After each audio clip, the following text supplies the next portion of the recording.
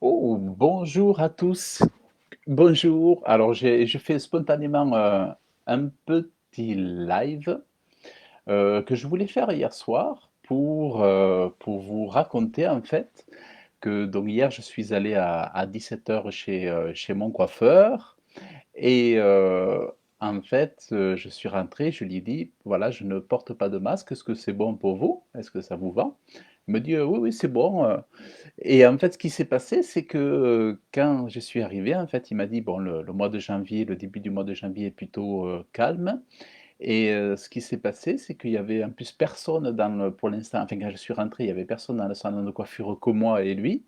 Donc j'ai pu rester pendant ce temps-là, tout le long, sans le masque et à ce jour, pendant 1 an, en fait, j'ai jusque-là, jusqu'à aujourd'hui, je n'ai jamais porté le masque chez un coiffeur et c'est pour ça que j'ai fait ce titre de la vidéo au comment la résistance à l'esprit invisible de ce monde se fait par une foi active. C'est-à-dire une résistance toujours, je vous l'avais expliqué dans certaines de mes vidéos, la résistance toujours, commence toujours à un endroit. On ne devient pas résistant en toute chose tout d'un coup, à moins d'avoir vraiment un tempérament particulier, une force de caractère, du courage et tout ça. Mais en fait, si vous voulez, la résistance, elle commence par une résolution dans le cœur en disant, ben oui, j'ai décidé que je ne porterai pas le masque, je vais faire en sorte que de résister à, à l'esprit de ce monde ou à la dictature ou au totalitarisme qui est mis en place et de faire petit à petit un effort pour moi en disant oui, je suis conscient des mensonges et je vais manifester mon réveil, je vais manifester que je ne suis pas un naïf et je vais l'exprimer au regard d'un commerçant, je vais l'exprimer au regard d'une entreprise, d'un entrepreneur, dans des échanges et tout ça, mais je le fais avec sérénité, en étant posé, sans aucun énervement, sans aucune frustration. Je le fais comme dans la joie. Donc moi je suis arrivé tranquille, j'ai dit bon, j'espère que ça vous va, je ne porte pas de masque. Il me dit bah, faites comme vous voulez.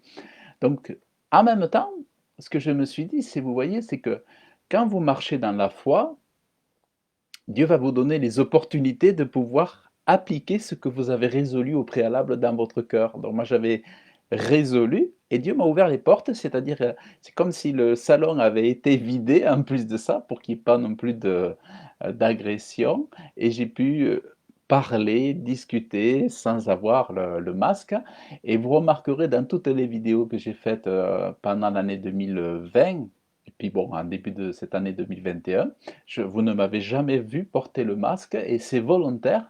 C'est pour moi ma façon de manifester ma liberté, ma non-soumission à des lois mensongères et aussi mon esprit de résistance, l'esprit de Dieu, l'esprit de, euh, voilà, même celui que je suis, le Dieu que j'aime, c'est un Dieu de liberté. Il ne demande d'obéir à des lois que si elles vont dans le respect des droits de l'homme à disposer de son aussi comment dire, de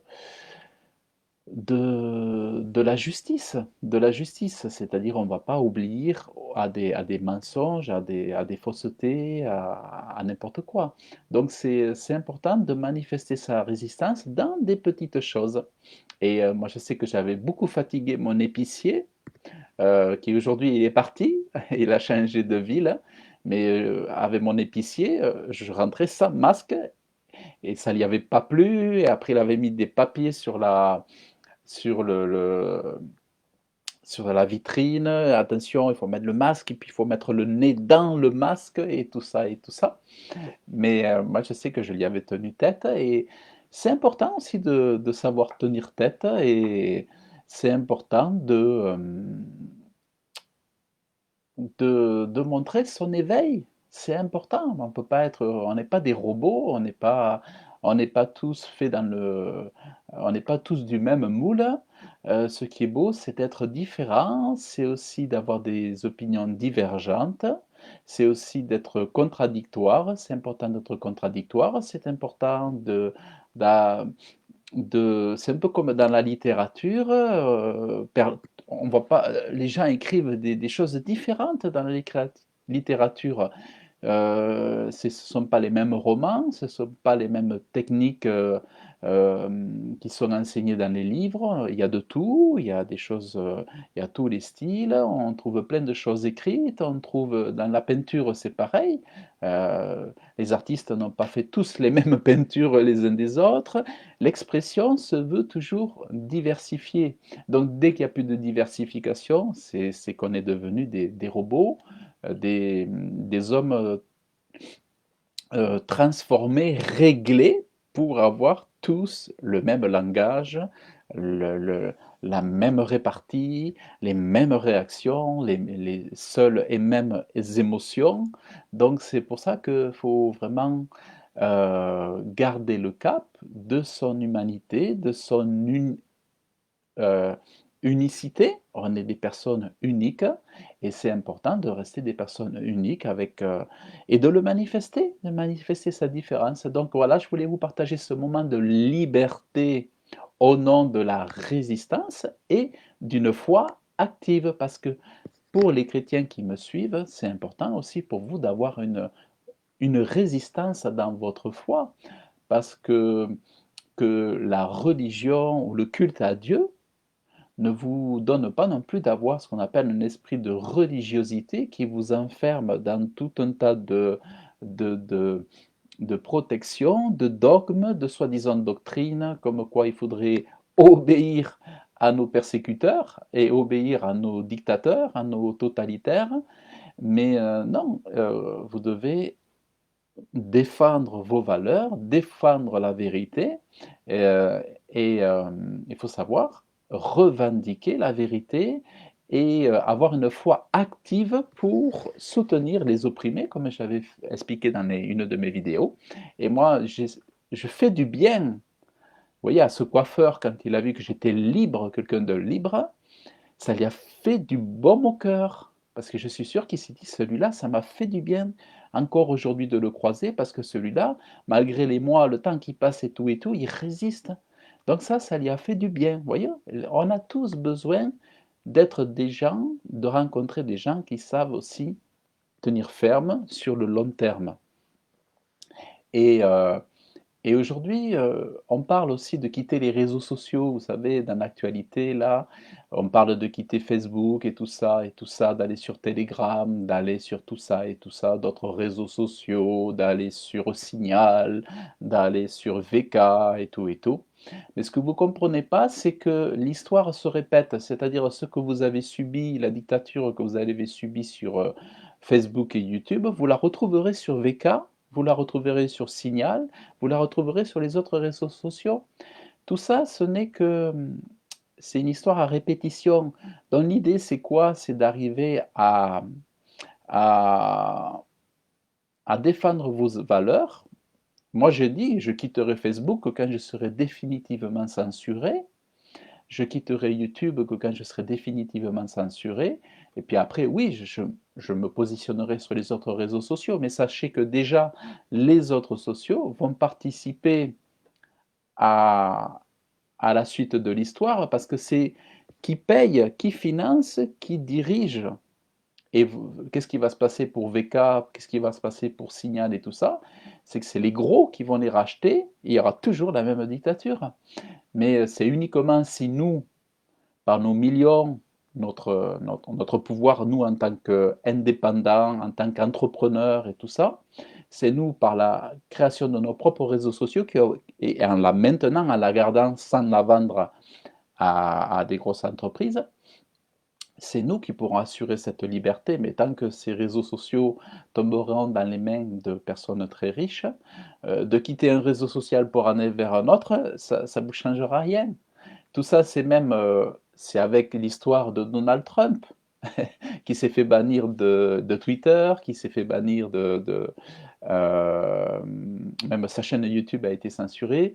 Donc, c'est le phénomène Trump qui amène les gens à s'inscrire à d'autres réseaux sociaux, c'est-à-dire que les gens répètent parce que ils aiment tellement Trump, et ils ont tellement adhéré à son soi-disant salut pour les États-Unis, pour nous laver, soi-disant nous défendre du deep state, euh, du pédosatanisme, des corrompus et tout ça, soi-disant que Trump était notre sauveur.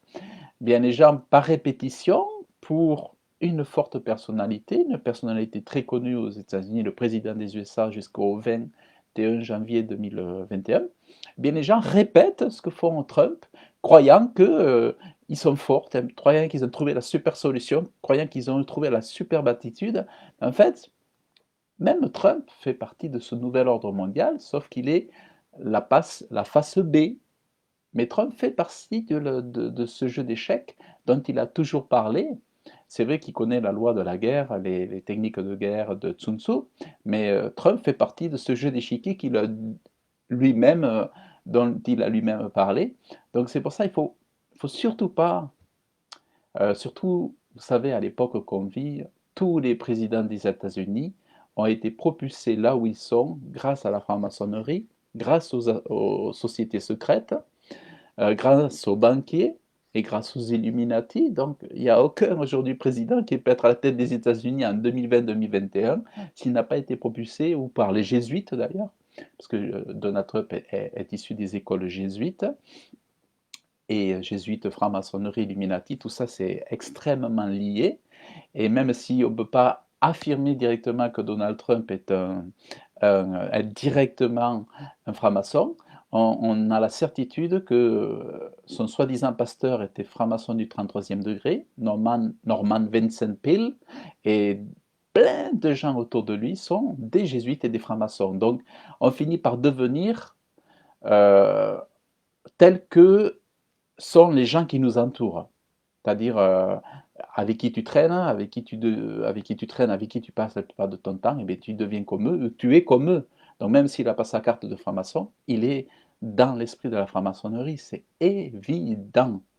Et puis voilà, donc ça c'est important que je vous en parle, mais surtout, positionnez-vous.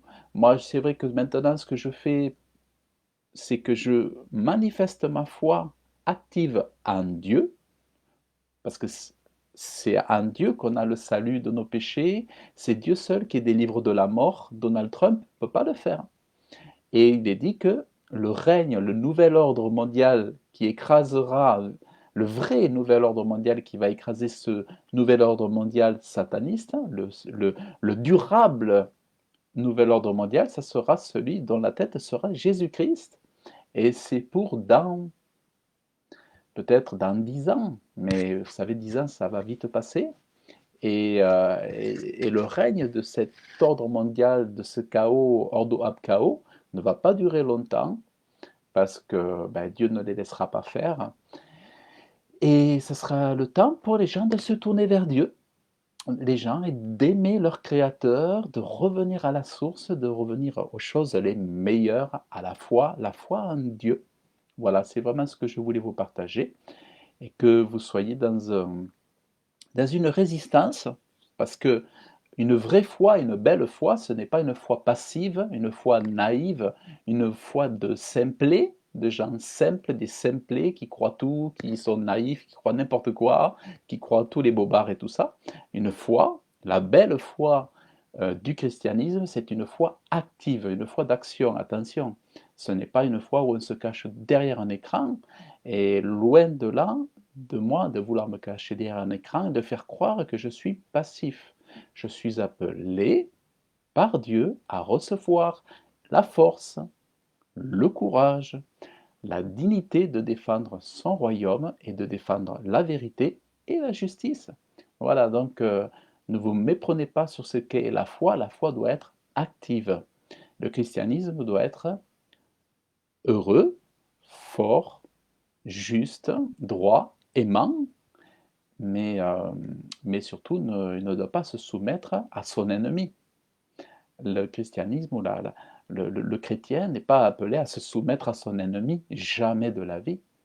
Jamais de la vie. Nous devons gagner des âmes, gagner des hommes à la cause pour les sortir du royaume des ténèbres et les amener dans le royaume de Dieu. Donc c'est ça qui est vraiment très très important. Donc voilà. Ben écoutez, je voulais vous partager ce moment de liberté avec vous et, eh ben, je vous souhaite vous aussi d'être le plus libre autant que possible quand c'est possible. Après, il ne faut pas se mettre en colère, s'irriter. Faites en sorte que de pouvoir autant que possible gagner du terrain de votre liberté, mais dans tout en respectant, tout en respectant et, euh, et puis dans la bonne humeur, dans la bonne humeur, dans la force, dans la bonne humeur, mais sans faire de mal aux gens. Sans faire de mal aux gens, c'est important. Et si quelqu'un ne veut pas vous recevoir, eh bien, ben, ou vous partez, ou si vraiment vous n'avez pas le choix, ben, pour les courses, moi, à un moment donné, j'ai pas le choix. J'ai eu mes parents qui sont décédés, donc j'ai dû mettre le masque avant déjà à l'hôpital pour aller les voir. Après, j'ai dû mettre le masque pour les cérémonies. Donc, il y a des fois où on n'a pas le choix. On n'a pas le choix. Mais lorsqu'on peut avoir le choix et qu'on le sent dans son cœur, dans sa conscience, eh bien, faisons le pas de garder, lorsqu'il y a possibilité, un terrain de liberté, un terrain de résistance. C'est important de faire des pas de résistance, de semer de la résistance autant que possible ici et là. Vraiment, je vous y encourage. Et voilà. Donc, je voulais vous partager cette vidéo pour vous aussi, peut-être vous faire du bien, vous dire que vous n'êtes pas seul et que c'est pas parce que vous me voyez devant un écran que je passe ma vie devant un écran, loin de là, mais on vous soutient aussi dans l'action. Voilà, donc que Dieu vous bénisse. Je vous dis à très bientôt. Salut!